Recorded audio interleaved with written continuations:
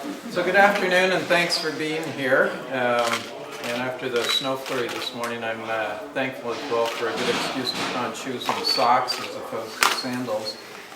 I've had the good fortune to be born into a large family, and I think it was my parents' insistence that we 5 kids hold hands and stick together that instilled in me a love, if not a need, for being connected to community and an abiding sense of personal responsibility for helping to shape it.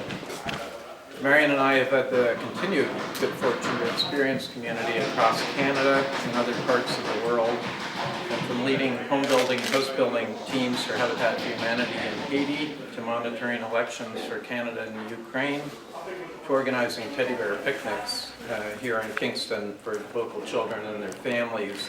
I can't think of a greater privilege than that of community service.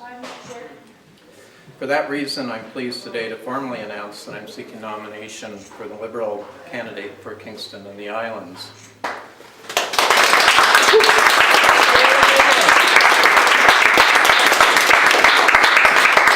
We in this community have the good fortune to live in a wonderful city, in a wonderful province, and in a wonderful country.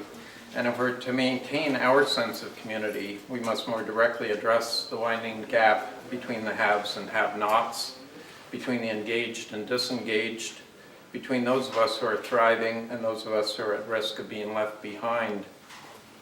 And if our grandchildren and their grandchildren are to enjoy our sense of community, we must more directly, effectively, and immediately address the widening gap between the consequences of our modern lives and the health of our planet.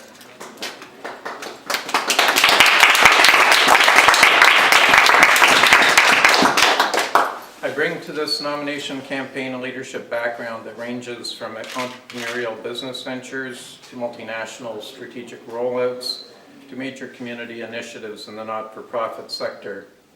More importantly, I bring to this campaign a steadfast conviction that while political issues evolve on a day-to-day basis, what remains unchanged is our responsibility to each other and to the generations to come. One of the things that makes Kingston and the Islands a wonderful community is the remarkable array of organizations and agencies that pursue this responsibility on our behalf every day. And among the finest of these is home-based housing, where we've gathered today. When renovations have been completed here at 540 Montreal Street, just the most recent of Homebase's remarkable initiatives, this repurposed commercial building will be home to the Housing Help Center, in from the cold emergency shelter, 7 affordable housing units that we had a tour of just a few minutes ago, the Independent Living Center of Kingston, as well as Homebase's administrative and supportive housing offices. When renovations have been completed here, this building will stand in testament to the potential of community when we pursue our social responsibilities with imagination, innovation, and management smarts and rigor that would be without doubt every bit as exemplary in the for-profit sector. Of course, Homebase doesn't operate in isolation. As in the past, I expect there will soon be an opportunity for the Kingston community to contribute directly to turning the vision of this facility into reality. As kids, my siblings and I discovered that holding hands and sticking together, the work of community, is much tougher than the politics of division, which we would often indulge ourselves in which our political parties and leadership too often indulge themselves. Provincially, the left holds up as bottomless pockets those of us who take risks, who fuel innovation and prosperity, those who provide critical employment and economic opportunity for our neighbors and communities. The right, now getting all the encouragement it didn't need from their federal counterparts, promised to fund the return to economic good times on the backs of those of us who teach, who nurse, who make a career of public service, and when that isn't enough, as we've seen in this province once before, on the backs of those who are already dependent on agencies like home-based housing.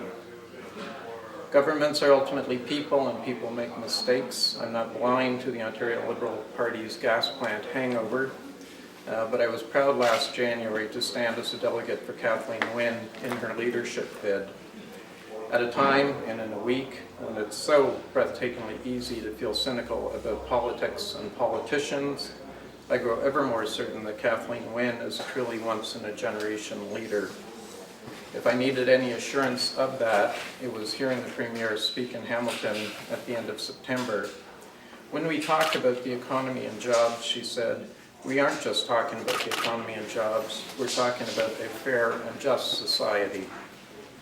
One Ontario is the Premier's vision for this province, and I want Kingston and the Islands to exercise its responsibility in helping shape a fair and just community for all Ontarians. In the summer of 2011, not long off of handling communications for Ted Hsu's federal campaign, I took on the job of handling communications for what would be John Gerritson's 12th winning trip to the polls. 12 of 12 is his record. A few days later, I was pleased to take on the additional duty of co-managing the campaign, and shortly into the writ period, I was asked to become John's campaign aide.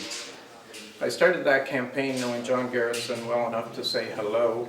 Long before it ended, I was in awe of the honor, integrity, and energy underscored by a somewhat legendary disregard, I should say, for empty political partisanship with which John has served this community, his community, for some 40 years, the last 18 as our MPP.